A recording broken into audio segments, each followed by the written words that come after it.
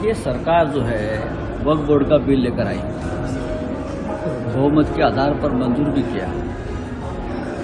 सरकार करोड़ों करोड़ों गरीब मुसलमानों की बात कर रही है, लेकिन एक करोड़ों करोड़ों गरीब मुसलमान नहीं, दो चार जो भारतीय जनता पार्टी के लाडले उद्योगपति हैं, उनको ये वक्फ बोर्ड की संपत्ति मिलने वाली है। बेचेंगे तो जरूर बेचने वाले हैं। भारतीय जनता पार्टी हिंदुत्व की बात करती है इस मामले में। वक्फ बोर्ड का विधेयक और हिंदुत्व का क्या संबंध है? अगर कोई देश को समझा सकते हैं तो समझाइए। ये पूरा मामला जो है 2 लाख करोड़ की जमीनें बेचने का मामला है और वो तैयारी शुरू हो गई। सर, आपने राज्यसभा में ये मुद्दा भी उपस्थित किया था वक्फ बोर्ड की जमीन को लेकर, अमित शाह के खिलाफ आपने टिप्पणी भी की, तो उसको लेकर क्या? मैंने कहा था कि अमित शाह जी की खुद की लोकसभा में उनकी स्पीच आप सुनिए। अमित शाह जी ने कहा है कि हम 2025 तक जो मस्जिद है, दरगाह है, मदरसे है, उनको हाथ नहीं लगाएंगे, लेकिन जो रिक्त जमीन है वो बेचेंगे। यानी बेचने और खरीदने की बात खुद अमित शाह कर रहे हैं ना। उसका मतलब है अब राष्ट्रपति ने आज विधेयक को मंजूरी दी है, सिग्नेचर किया है, अभी कल से जमीन बेचना शुरू करेंगे ये लोग। सर, आज रामनवमी का त्यौहार भी बड़े पैमाने पे सुरक्षा रक्षा ज्यादा की बढ़ाई गई देश में, तो उसको लेकर क्या कहना चाहिए? क्यों जरूरत पड़ती है सुरक्षा बढ़ाने की? रामनवमी उससे पहले भी हुई है, लेकिन जब से प्रधानमंत्री मोदी जी आए हैं 10 साल में, हिंदू त्योहार को ज़्यादा सुरक्षा देते हैं, लोगों के मन में डर पैदा करते हैं। या आपको धोखा है, हिंदुत्व को धोखा है, इसलिए आप हमें वोट दीजिए। ये उनका एक माहौल बनाने का तरीका है। दोस्तों नमस्कार, मेरा नाम है मनीष कुमार सिंह और आप देख रहे हैं 4 PM महाराष्ट्र। आपका बहुत बहुत स्वागत करता हूं। वक्फ संशोधन बिल को लेकर के लगातार खबरें आप पढ़ रहे होंगे, सुन रहे होंगे, देख रहे होंगे। महाराष्ट्र में भी वक्फ संशोधन बिल को लेकर के लगातार बीजेपी पे हमला महाविकास आघाड़ी का जारी है। आपको बता दें कि सामना के जरिए जो संपादकीय है उसके जरिए संजय राउत ने बीजेपी पे एक हमला बोला है, जबरदस्त हमला बोला है। उन्होंने कहा कि ये वक्फ संशोधन बिल दरअसल प्रॉपर्टी वॉर है और मुसलमानों की प्रॉपर्टी को नियंत्रण करने के लिए बिल लाया गया है। और अब इस बिल को लेकर के लगातार जो विपक्षी खेमा है वो बीजेपी पे हमलावर है। इतना ही नहीं दोस्तों, बार बार कहा जा रहा है कि वक्फ संशोधन बिल के जरिए जो करीब करीब 2 लाख करोड़ के आसपास की जो जमीन बताई जा रही है, जो प्रॉपर्टी बताई जा रही है, उसको कैसे जो है नियंत्रण किया जाए, वो बीजेपी अपने तरफ सोच रही है और उसी को लेकर के ये बिल लाई है। अब यही नहीं रुके, संपादकीय में ये भी कहा गया है कि जो कभी हिंदुत्व के कई सारे एजेंडों का या कह लीजिए मुद्दों का विरोध करते थे, चाहे वो चिराग पासवान हो या नीतीश कुमार, वो भी इस बार चुप्पी साधे हुए हैं इस बाजार में। जो कुछ भी वक्फ संशोधन बिल को लेकर के चल रहा है, ये नेता कुछ भी नहीं बोल रहे हैं। और इतना ही नहीं, इसके अलावा ये भी कहा गया है कि वक्फ संशोधन बिल लाने के बाद 30,000 मस्जिदें हैं, तो क्या आप 30,000 मस्जिदों को खोदने जा रहे हैं? कितनी मस्जिदें खोदेंगे और क्या कुछ करेंगे आप? ये तमाम सवाल जो है वो उठाए जा रहे हैं। लेकिन क्या बीजेपी वक्फ संशोधन बिल के जरिए क्या वाकई में जो सामना के जरिए कहा जा रहा है, क्या वही बात बीजेपी करना चाह रही है? क्योंकि लगातार आप देखिए महाविकास आघाड़ी की अगर हम बात करें तो खासतौर से संजय राउत और उद्धव ठाकरे, ये वो 2 नेता हैं जिन्होंने वक्फ संशोधन बिल को लेकर के कड़े प्रहार बीजेपी पर किए हैं।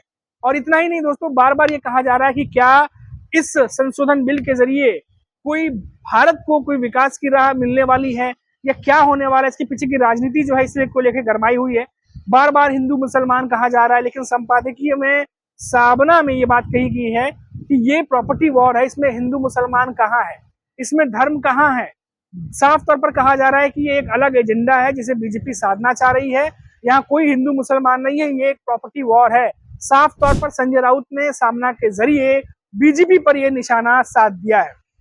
इतना ही नहीं, संजय राउत यही नहीं रुके दोस्तों, उन्होंने कहा कि जो संघ है, आरएसएस है, वो यहाँ पर नहीं रुकेगा। वो प्रधानमंत्री नरेंद्र मोदी से नहीं डरता है, ना ही बीजेपी के आला नेताओं से, क्योंकि संघ जो है वो ईडी सीबीआई से नहीं डरता। और यही वजह है कि संघ के बारे में ये बात कहते हुए उन्होंने औरंगजेब मामले को दोबारा से जो है वो हाईलाइट किया है कि किस तरीके से औरंगजेब का मामला, औरंगजेब की कब्र को लेकर जब मामला गरमाया हुआ था, बीजेपी के नेता तीखे बयानबाजी उस पर कर रहे थे, महाराष्ट्र में जबरदस्ती उस पर सियासत गरमाने की कोशिश की जा रही थी, तब आरएसएस की तरफ से साफ कह दिया गया था कि औरंगजेब का मुद्दा आज के जमाने में प्रासंगिक नहीं है, और जिसके बाद देखा गया कि बीजेपी के नेताओं ने बयान देना कम कर दिया, एक तरीके से बंद कर दिया। यानी आरएसएस के बयान के बाद ये मामला जिसको तूल पकड़ाने की कोशिश की जा रही थी, उस पर जो है वो कहीं ना कहीं वो मामला ठंडा होता दिखाई दिया। और इसीलिए संजय राउत सामना के जरिए ये बात कह रहे हैं कि हिंदुत्व के मुद्दे पर आरएसएस भी जो है वो जो बीजेपी के हथकंड है उस पर शायद उनकी सहमति नहीं बन रही है, और वो आरएसएस जो है इन बातों को उठाएगा, वो झुकने वाले नहीं है, क्योंकि संघ को ईडी और सीबीआई का डर नहीं है।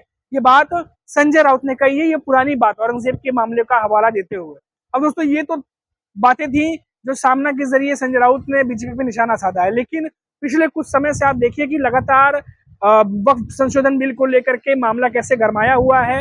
एक तरफ तो संजय राउत हैं जो बार बार ये बात कहते हैं कि बीजेपी की तरफ से जो ये तमाम हथकंडे अपनाए जा रहे हैं, उनका इशारा कुछ और है, उनका मामला, उनका मुद्दा कुछ और है, लेकिन इस संशोधन के नाम पर देश हित के नाम पे किया जा रहा है। इसमें देश हित कहाँ है, देश का हित क्या जुड़ा है, क्या हिंदू मुसलमान इसमें है, कुछ भी नहीं है। ये तमाम बातें सवाल खड़े किए जा रहे हैं। वही आपने देखा कुछ दिनों पहले उद्धव ठाकरे भी आक्रामक थे। उद्धव ठाकरे भी ये बात बार बार कह रहे थे कि जो बीजेपी है, अगर हम किसी वक्त संशोधन बिल के खिलाफ होते हैं या हम कोई पार्टी की राजनीति को कोई अलग मोड़ देते हैं या हम कोई बयान देते हैं, तो बार बार बीजेपी के नेता सवाल उठाते हैं। लेकिन जब खुद बीजेपी के नेता सौगातें मोदी करते हैं, तो तमाम ये बातें जब करते हैं, तो क्या वो अपने हिंदुत्व को छोड़ देते हैं? वो हमेशा दूसरे के हिंदुत्व की बात करते हैं, उनका खुद का हिंदुत्व कहाँ है? ये तमाम कई सारी बातें उद्धव ठाकरे ने सवाल खड़ी की थी बीजेपी पे, और साथ ही साथ देश के प्रधानमंत्री नरेंद्र मोदी पर भी निशाना उन्होंने साध दिया था। तो अब देखना होगा कि इतने कड़े विरोध के बाद भी जिस तरीके से वक्फ संशोधन बिल की बात आगे बढ़ती जा रही है, और तो और जिस तरीके से मामला गरमाते जा रहा है, क्या ये मामला अभी रुक जाएगा या और आगे बढ़ेगा, या फिर इससे जुड़ी कोई और बड़ी खबर आएगी तो ये मामला और बढ़ेगा? क्योंकि आपको याद होगा कि राहुल गांधी, उन्होंने भी जो है बीजेपी पर निशाना साधा है, और राहुल गांधी ने भी ये बात कही है कि वक्फ संशोधन बिल के जरिए जो जिस तरीके से जमीन को नियंत्रण करने की कोशिश की जा रही है, हो सकता है कि अब अगला नंबर ईसाई समुदाय के लोगों का हो। और इस तरह की बातें भी उन्होंने कही है कि कई सारी ऐसी टिप्पणी की है और बीजेपी को निशाने पर रहने की कोशिश की है। तो देखा जा रहा है कि जैसे जैसे वक्फ संशोधन बिल आगे बढ़ता जा रहा है, जो विरोध करने वाली पार्टियां हैं वो लगातार अपने स्वर और भी ज्यादा बुलंद करती जा रही हैं। लेकिन इसका क्या फायदा निकलेगा, इससे क्या जो है और इसका औचित्य होगा, या क्या इसका निष्कर्ष निकलेगा, ये तो आने वाला वक्त ही बताएगा। लेकिन इतना जरूर है कि अभी भी महाराष्ट्र में खासतौर से उद्धव ठाकरे की पार्टी जो शिवसेना है, वो बीजेपी पर हमलावर है इस समय, और कोई भी मौका वो जाने नहीं देना चाह रही। हालांकि बीजेपी भी लगातार उद्धव ठाकरे को घेरने की कोशिश कर रही है, क्योंकि वो ये जानते हैं कि जो बाला साहब ठाकरे थे उनके विचार कैसे थे, और अभी जो चीजें चल रही हैं उसको लेकर के उद्धव ठाकरे क्या स्टैंड ले रहे हैं, और उस चीज को घुमा घुमा करके जो है वो घेरने की कोशिश की जा रही है। खैर अभी के लिए इतना ही। आप देखते रहिए 4PM महाराष्ट्र। नमस्कार।